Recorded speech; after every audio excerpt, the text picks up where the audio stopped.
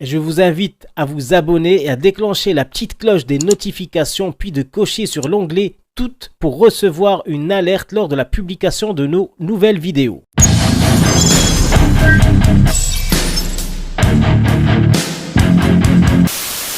Niao les amis, j'espère que vous allez bien, que vos familles se portent bien. Avant de commencer cette vidéo, je tenais à informer les personnes qui ne le sont pas encore de la sortie du dernier rapport de Human Rights Watch de l'année 2021, accablant en ce qui concerne le manquement aux droits humains au Maroc. Vous y trouverez tous les détails de ce que l'on dénonce à longueur de vidéo, que ce soit au niveau des exactions commises sur les journalistes, sur la population, sur les Sahraouis, au non-respect des traités internationaux et de tout autre fait pernicieux commis par cet État théocratique et moyenâgeux. Passons maintenant à la grande nouvelle du jour. Voilà, c'est officiel. Les services secrets marocains ont officiellement perdu la raison. Ils n'ont plus rien de secret d'ailleurs. Leurs manigances et machinations sont visibles aux yeux de tous désormais. Ils ne prennent même plus de précautions pour déguiser leurs mensonges et méfaits. Vous verrez bien évidemment l'illustration de tout ceci avec le traitement fait par ses couards au valeureux et éminent journaliste Ali Mrabat. Vous serez aussi témoin de la mise en danger faite à la journaliste Margot Davy du journal Libération, causée par ce pays qui n'a plus de limite dans l'ignominie qu'il impose à tous ceux qui désirent véhiculer un message de vérité. En fin de vidéo et pour la première fois, nous dévoilerons un document de la plus haute importance et nous nous pencherons sur les nouvelles accusations graves et absurdes du Maroc qui nous invente une histoire rocambolesque avec la famille de l'ancien ministre des Droits de l'Homme et bâtonnier Mohamed Ziane. Je vous invite, avant de traiter des sujets évoqués, à faire un petit tour très rapide des dernières inventions extravagantes du Marzan à notre sujet. D'après le grand journal poubelle, Barlaman et un tas d'autres médias numérico-marzani ayant repris l'information, je cognerai Dounia, avec comme seule preuve évidente un maquillage un peu trop prononcé lors d'une de ses dernières vidéos. Il conseille même à Dounia d'aller voir la police et de porter plainte contre moi. Ils sont désespérés, ils cherchent de l'aide partout et se retrouvent nulle part. Après I24 News, Jeune Afrique et tout ce que compte le Maroc, la France et Israël comme vendus et presse poubelle, ils se tournent vers Dounia. Il ne leur manquait plus que ça de nous dresser les uns contre les autres avec des techniques frôlant la débilité mentale. J'imagine Mansouri et Hamouchi en descente, épuisés par tant d'échecs et par de trop longues nuits sans dormir, coqués jusqu'à la moelle, épuisés, sortir cette bêtise dans le seul espoir que leur maître les laisse dormir. Ben non, désolé, ça ne marche pas. À part nous faire bien rire, nous et nos abonnés, je ne vois pas d'autres résultats possibles. Mais ils essayent, les pauvres, ils essayent. Un peu plus étrange et plus grave, nous allons nous pencher maintenant sur deux éléments douteux sur lesquels nous reviendrons plus longuement dans d'autres vidéos. Les autorités françaises ainsi que des journalistes sérieux enquêtent actuellement, eux aussi, sur ces faits, plus que surprenants. Je vous laisse ici entrevoir de quoi il s'agit. Vous vous rappelez de Mr. Sammy Snoop Roslan? Smoke weed every day.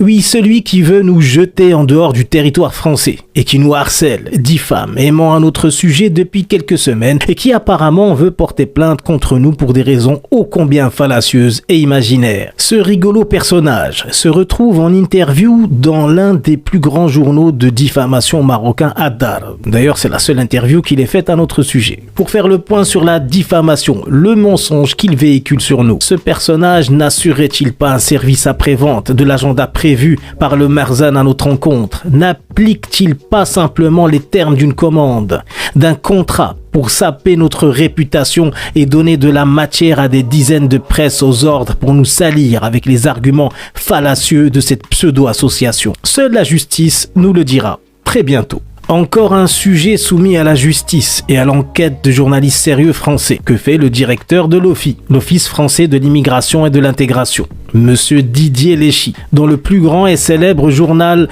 diffamatoire marocain, le bien nommé Barlaman. Ses propos sont repris dans ce qui semble être un entretien. Je rappelle que l'OFI est un organisme d'État allié au ministère de l'Intérieur français, qui s'occupe de l'accueil des demandeurs d'asile, ce qui est notre statut actuel en France. Pourquoi le Maroc chercherait-il à mousser le directeur de l'OFI juste au moment où nous sommes demandeurs d'asile en France?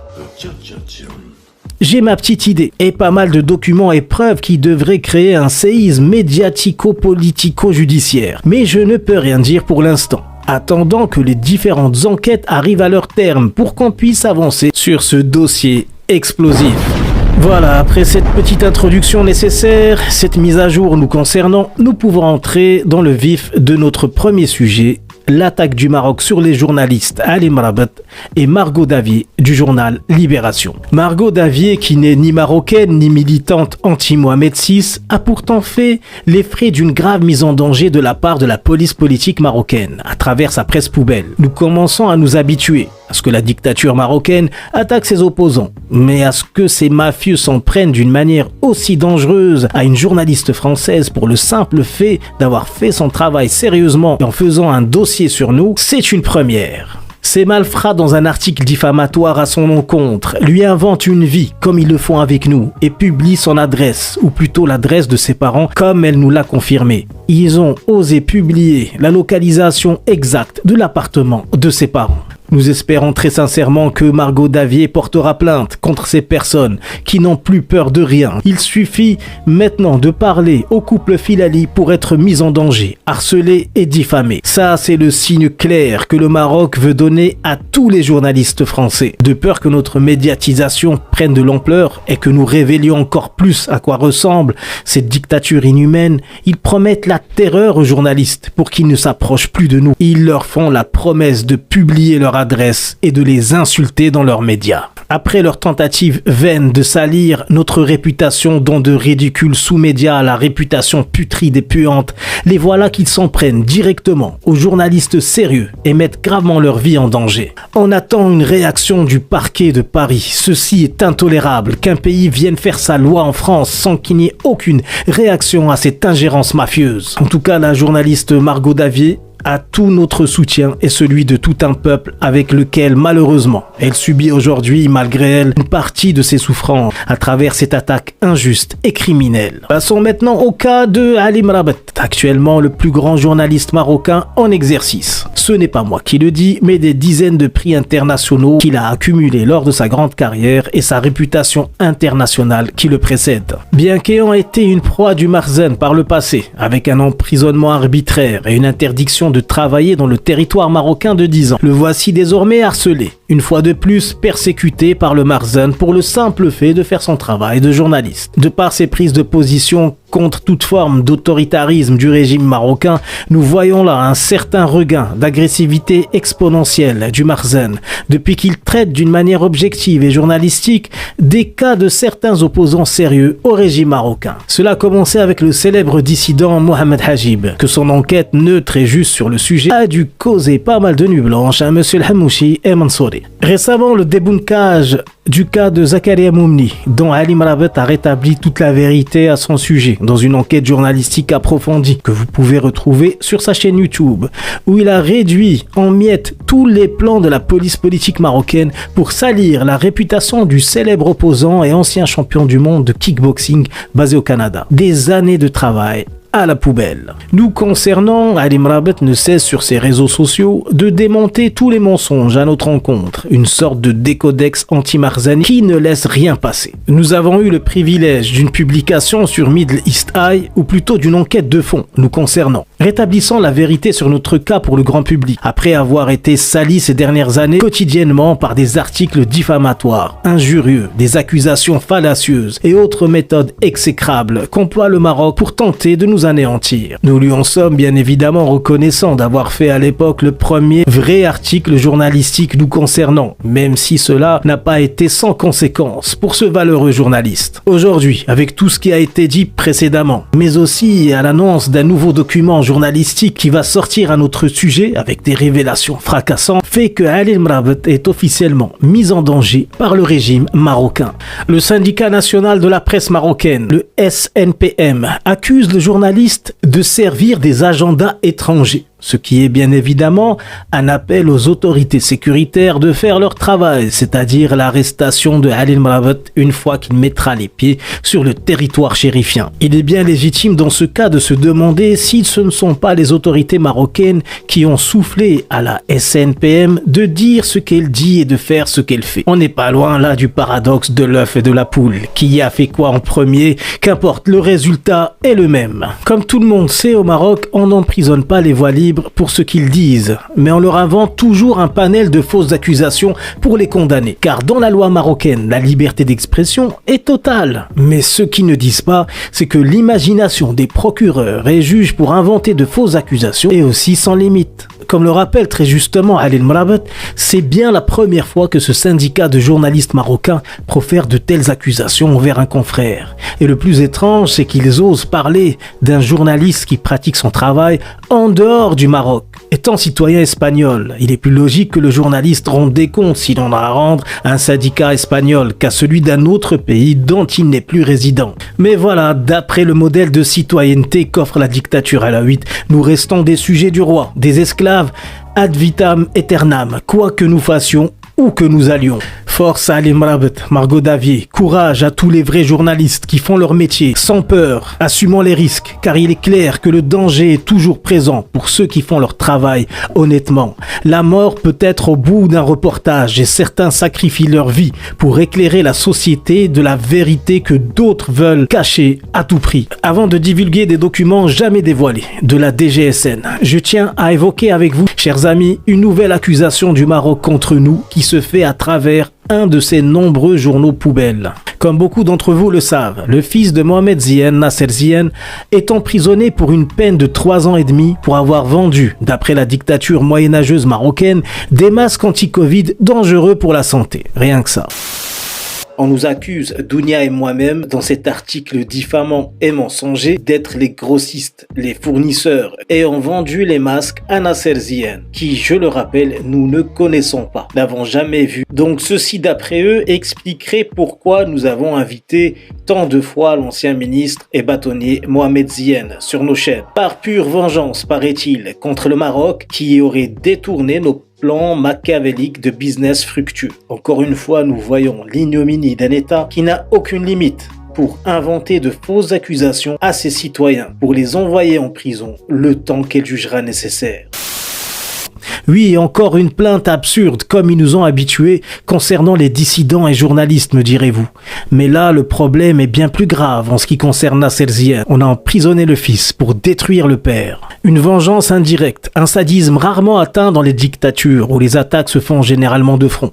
Là, pour sauver les apparences face aux ONG et médias internationaux, on a préféré épargner un temps du moins le père, ancien ministre des droits de l'homme, bâtonnier des avocats de Rabat, illustre personnage, rentré au panthéon de l'histoire pour ses prises de position concernant les victimes de la dictature alawite. Il consacra sa carrière et sa vie à la défense de ce que le Maroc a fait de plus vaillant, de plus noble. Ces héros qui ont sacrifié leur vie pour nos libertés individuelles, pour la liberté d'expression, la liberté de la presse, ou parfois simplement pour vivre dans la dignité. Le voilà maintenant avec un fils en prison. Un fils qui, je le rappelle, n'a rien à voir avec le monde des affaires. Un pilote à qui on a brisé la carrière. Bien sous tout rapport, un premier de la classe. Victime d'une machination comme le Maroc s'est bien concocté pour ses citoyens. Ils sacrifient les talents, les rêves et les destins pour satisfaire leur ego d'ogre démoniaque. C'est ce qu'ils ont fait avec cet innocent, cet homme droit, qu'est Nasser Zihen, à qui je souhaite de tenir bon.